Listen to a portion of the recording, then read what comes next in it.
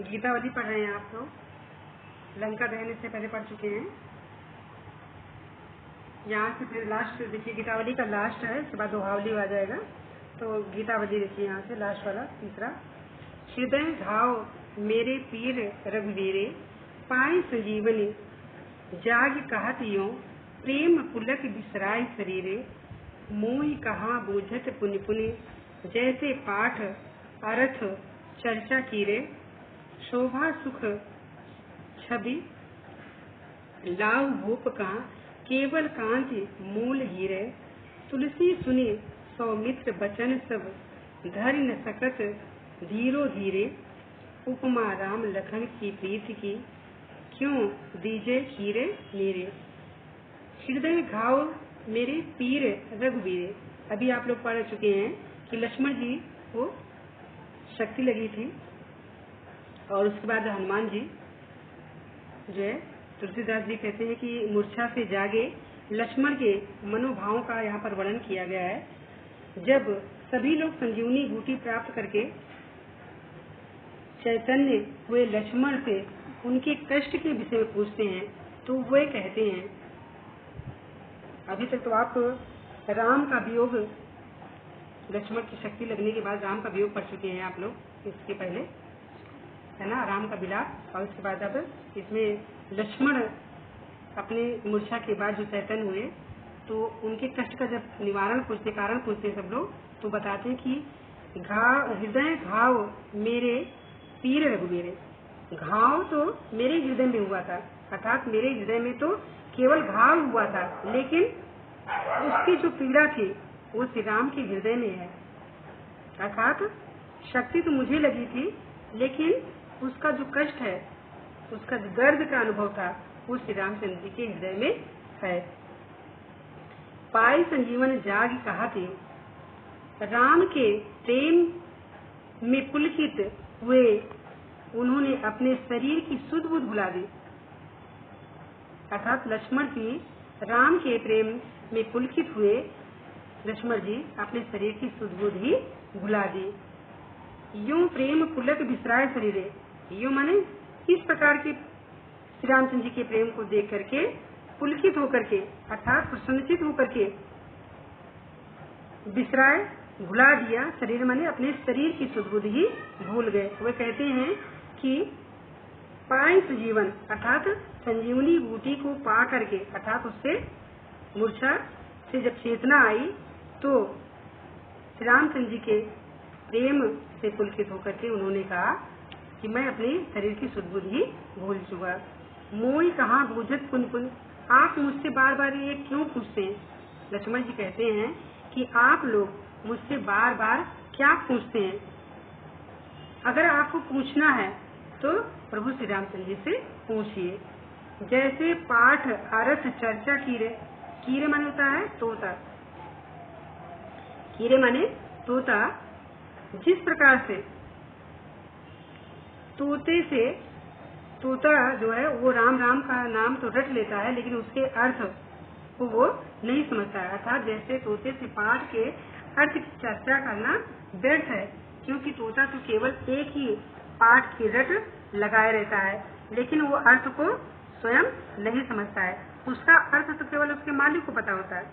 ठीक उसी प्रकार से आप मुझसे बार बार ये क्यों पूछते हैं कि आप अब कैसे हैं, आप मेरे हृदय में लगे हुए घाव के बारे में क्यों पूछते हैं। आपको अगर पूछना है तो आप प्रभु श्री रामचंद्र जी से पूछिए।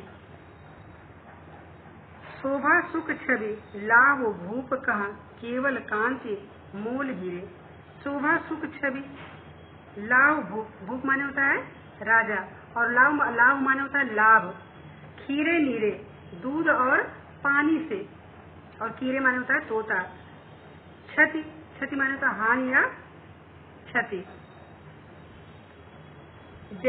श्री राम से पूछिए, अर्थात इसका अर्थ तो केवल स्वामी ही जानता है। उसी प्रकार लक्ष्मण को तो केवल घाव की बात ही ज्ञात है, उसकी पीड़ा तो श्री रामचंद्र जी को पता है। अर्थात दूसरा दृष्टांत देते हुए लक्ष्मण जी कहते हैं कि हीरे की शोभा है ना, शोभा सुख छवि लाव भूप का, हीरे की शोभा सुख और लाभ और हानि राजा को होती है। हीरे की अपनी तो केवल कांति ही होती है, उसकी केवल चमक ही होती है, केवल कांति, मोल हीरे। हीरे की तो अपनी स्वयं की केवल चमक ही होती है, लेकिन हीरे की जो शोभा होती है, जो सुख होता है, जो लाभ होता है और हानि होती है, वो तो राजा की ही होती है। अगर लाभ होगा तो राजा की होगी, शोभा बढ़ेगी तो राजा की बढ़ेगी, सुख होगा तो राजा का होगा और हानि होगी तो राजा की ही होती है। उससे हीरे का ना तो कोई नुकसान होता है, ना ही उसका कोई फायदा होता है। हीरा तो अपनी जगह पर चमकता ही रहता है। तुलसी सुनी सौमित्र बचन सब। तुलसीदास जी कहते हैं कि सुमित्रा के पुत्र, सौमित्र मतलब तो सुमित्रा के पुत्र लक्ष्मण की बात को सुन करके धैर्य न सकत धीरो धीरे, स्वयं धैर्य भी धैर्य धारण नहीं कर पाता। अर्थात तुलसीदास जी कहते हैं कि सुमित्रा के पुत्र लक्ष्मण की बात को सुन करके स्वयं धैर्य भी धैर्य धारण नहीं कर पाता। उपमा राम लखन की प्रीति की, क्यों दीजे खीरे नीरे। राम और लक्ष्मण का प्रेम इतना प्रगाढ़ है, इतना मजबूत है कि उनको दूध और पानी के एक रूप होने की भी उपमा कैसे दी जा सकती है। जिस प्रकार से दूध और पानी को आपस में मिला दिया जाए और उसको अलग करना असंभव है, ठीक उसी प्रकार से प्रभु श्री रामचंद्र जी और लक्ष्मण के प्रति गहरा प्रेम है, क्योंकि दूध में थोड़ा सा खट्टा पदार्थ डाल देने से वह तुरंत फट जाता है। अर्थात हम दूध और पानी की भी उपमा नहीं दे सकते हैं, क्योंकि उसमें खटास आ जाती है, लेकिन राम और लक्ष्मण के प्रेम में कभी भी खटास नहीं आ सकती। दूसरी बात यह है कि हंस भी दूध और पानी को अलग अलग कर देता है। इससे स्पष्ट है कि दूध और पानी अलग अलग हो सकते हैं, परंतु लक्ष्मण और राम का जो प्रेम है वो इतना घनिष्ठ है कि कभी अलग नहीं हो सकता। उसको दूध और पानी की उपमा क्यों दीजिए खीरे नीरे।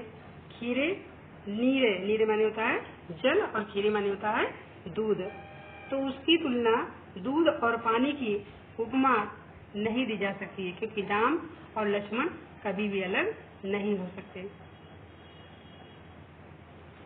इसमें काव्यगत सौंदर्य है। श्री राम और लक्ष्मण के अन्योन्य प्रेम का वर्णन किया गया है। यहाँ पर तोते और हीरे के उदाहरण से कवि ने लक्ष्मण के भ्रातृ प्रेम की महत्ता को और भी अधिक स्पष्ट किया है। दूध पानी की उपमा को निरर्थक सिद्ध करके कवि ने दोनों भाइयों के प्रेम की गहनता, एक निष्ठता और दृढ़ता का वर्णन किया है।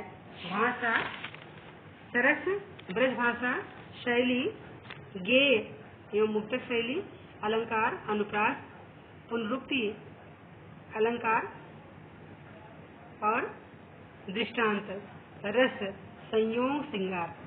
अर्थात लक्ष्मण के मूर्छित होने के बाद राम और लक्ष्मण जब आपस में मिलते हैं तो ये संयोग श्रृंगार। छंद गेय पद।